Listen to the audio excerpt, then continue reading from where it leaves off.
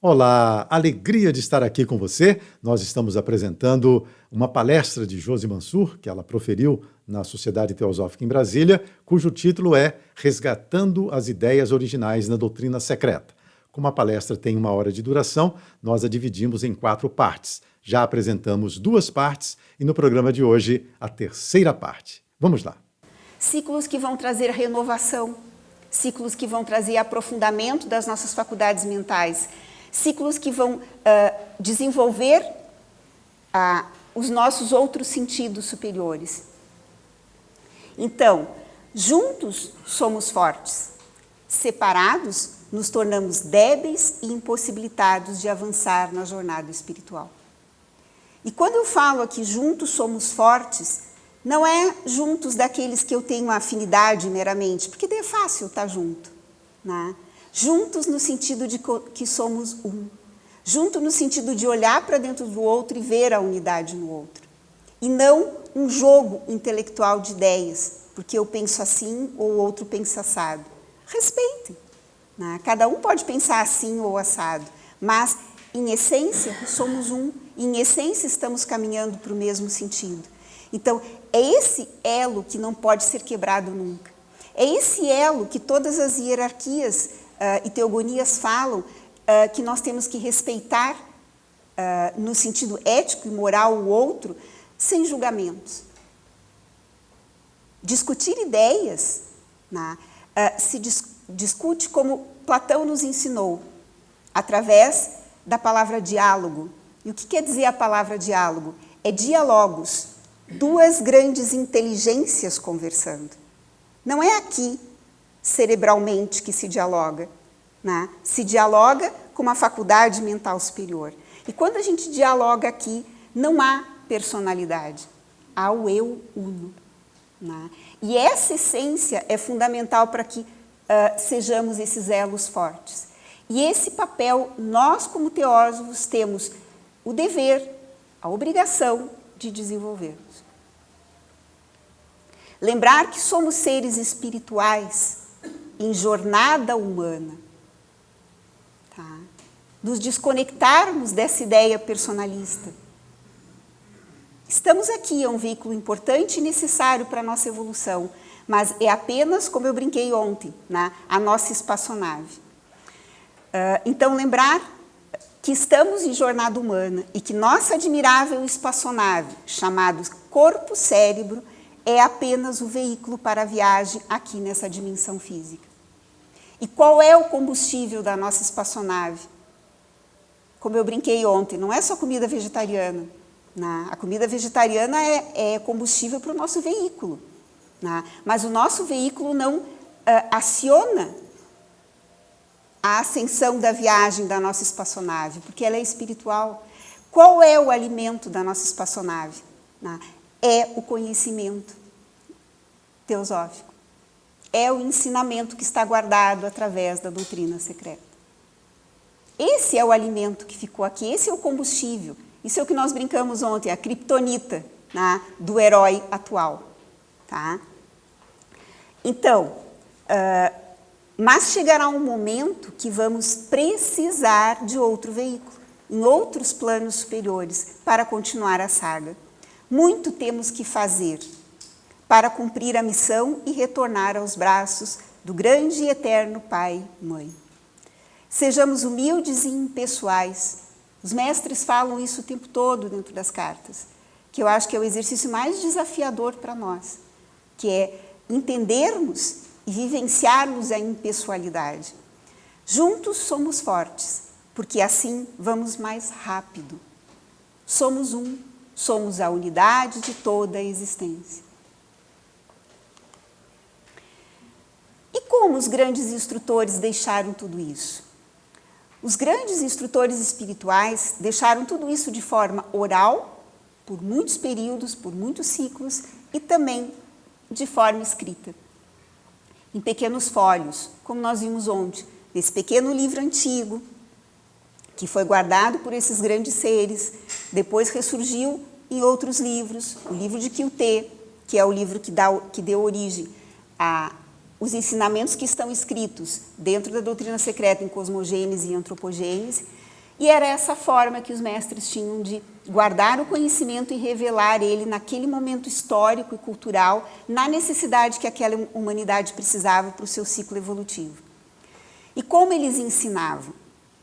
Através de axiomas, ou seja, através de pequenas reuniões desses conceitos, ou seja, grandes verdades que sintetizam e resumem as principais ideias e princípios que regem a existência do cosmos e do homem e de toda a sua unidade. Eis um exemplo de axioma, o grande axioma hermético, que resume todas as ideias até agora. E essa seria a quarta, né, ideia a ser resgatada dentro do sistema teosófico. Eis aqui o grande axioma. Como o interno, assim é o externo. Como o grande, assim é o pequeno. Como é acima, assim é abaixo. Só existe uma vida e uma lei, e o que atua é o único. Nada é interno, nada é externo, nada é grande, nada é pequeno, nada é alto, nada é baixo na economia divina. Conseguiram entender aqui onde estão as três ideias? E onde está a ideia do grande Parabrahman, que não é uma ideia que recebe atributos? Então, aqui eu estou trabalhando a ideia da unidade, que se manifesta, e da ideia da unidade que nunca se manifesta, porque ela é. E aqui eu trabalho a ideia da ilusão. Então, nada é interno, nada é externo, dentro da economia divina. E esse axioma se desmembra em vários outros pequenas ideias.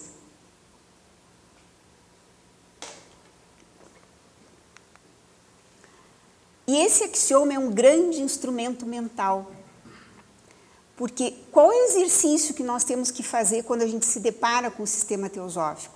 O primeiro exercício é o desvaziamento da nossa mente, das ideias preconcebidas que foram colocadas na nossa mente cerebral através do nosso processo de educação. Tanto educação formal, quanto educação familiar, quanto educação religiosa, foram nos colocados determinados conceitos. E às vezes tem mentes que se deparam com essas ideias e elas estão tão cheias que não tem espaço para a entrada daquilo que realmente nos forjaria como seres sencientes. Então, esse grande instrumento mental, esse axioma ou princípio, contém a verdade de que existe uma correspondência entre as leis e os fenômenos dos diversos planos da existência, em seus distintos ciclos de manifestação. Essa é a forma, esse é o método científico oculto de se transitar por essas ideias. Temos, assim, os 7 grandes princípios herméticos do universo. O mentalismo, que vai trabalhar essa grande ideia da mente universal, a correspondência, a relação de todos esses elementos, leis. A grande vibração, a ideia do movimento eterno, do movimento cíclico. A polaridade na manifestação, quando a dualidade se dá. O ritmo, que é essa sequência cíclica de toda a existência. A causa e efeito, que vai trabalhar com a grande lei kármica. E depois, mais embaixo na existência do homem, a diferenciação através do gênero. Aqui só não vamos entrar nesses conceitos, mas quem sei que tem estudiosos aqui desses conceitos, vale a pena aprofundar e fazer como estudo comparado. Nos amplia mais a consciência. E as instâncias 3, 4, 5 e 6 nos ajudam a compreender esses princípios e seus planos em diferenciação, onde o elemento eterno e único, ou veículo de todos os elementos, começa seu processo de manifestação.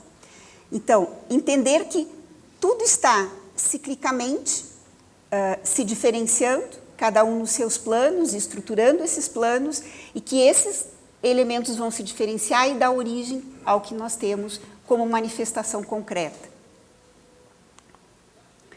E aí o resumo das 4 grandes ideias que vão ser desenvolvidas dentro da doutrina secreta, onde nós vamos encontrar essas 4 grandes ideias, nas 3 proposições. As 3 proposições vão aprofundar esses conceitos e depois vão nos direcionar para o estudo das instâncias. E vão trabalhar com ideias ou palavras que nos remete à ideia da unidade, como a ideia da ilimitabilidade, a ideia da ciclicidade na manifestação, na periodicidade da manifestação, e a ideia da evolução, que é a ideia fundamental de todas as almas como a alma suprema universal. Então, dentro do proeme, nós vamos aprofundar essas ideias, que Blavatsky coloca: estudem o proeme, sem pressa, até que vocês consigam compreender essas ideias fundamentais, trazê-las firmemente para dentro de si, para depois começar a saga de compreensão dos conceitos em cada instância. E aí eu resgatei algumas falas de Blavatsky nas atas da Loja Blavatsky, que é um material muito profundo e que nos ajuda a complementar os comentários que estão dentro da doutrina. Por quê? Porque nos ajudam a destacar os conceitos e aprofundar a explicação desses conceitos. E é o que Blavatsky fala. Primeiro, ela traz essa ideia do remontar-se. Ela traz lá na introdução da doutrina secreta que o ser humano precisa constantemente remontar-se, esvaziar sua mente, abrir a sua mente. Isso é o exercício de abstração. E essa abstração, à medida que eu entro nesse processo de abstração da consciência, eu vou ampliando, ampliando, ampliando, ampliando, ampliando, ampliando, e, num determinado momento, eu reduzo tanto, eu chego a um processo de redução do conceito. Devo parar aqui? Não. Devo reunir isso e ampliar novamente. Esse é o processo constante de ampliação da consciência. Isso é a verdadeira abstração. Não ficar presos a polaridades, porque isso vai gerar dogmatismo e vai gerar fanatismo. Ou seja, vai gerar separatividade. E nós estamos trabalhando com a ideia da unidade. Então, remontar-se é um grande exercício de vitalização da mente. E ela coloca: posso lhes afirmar, se vocês apenas se dessem ao trabalho de ler as coisas e imediatamente formassem uma concepção em sua cabeça, isso lhes levaria a correspondências e analogias. E vocês as entenderiam, sem que precisassem fazer qualquer uma dessas perguntas. Por quê? Como eu disse, este é um axioma e uma regra dos quais vocês não devem se afastar. Como é em cima, é embaixo. Apenas coloquem isso num outro plano e chega-se à mesma coisa. Então, ela está nos provocando para que façamos esse exercício. E não ficamos numa mente ocidental de que sempre alguém vai nos responder. Um dia alguém vai me explicar. Pode até ser, mas até esse dia chegar, que tal a gente ir caminhando na busca dessa compreensão? E aí ela revela o método de estudo dessas ideias. Esse método de estudo é por analogia e correspondência, de vários axiomas que compõem o vasto sistema teosófico. E aí eu trouxe a ideia de axioma, que vem do grego, que quer dizer axios, digno ou válido, e são verdades universalmente válidas, sinônimos de lei ou princípio. E a analogia vem do grego analogia ou proporção, e é uma relação de semelhança, estabelecida entre duas ou mais entidades distintas, e que engloba comparações, metáforas, símiles, analogias, alegorias ou parábolas. Que é um sistema muito interessante de se estudar e que vários instrutores, ao longo de várias teogonias, usaram essa metodologia. Cristo ensinava por parábolas. Vários outros mestres hindus ensinavam por parábolas.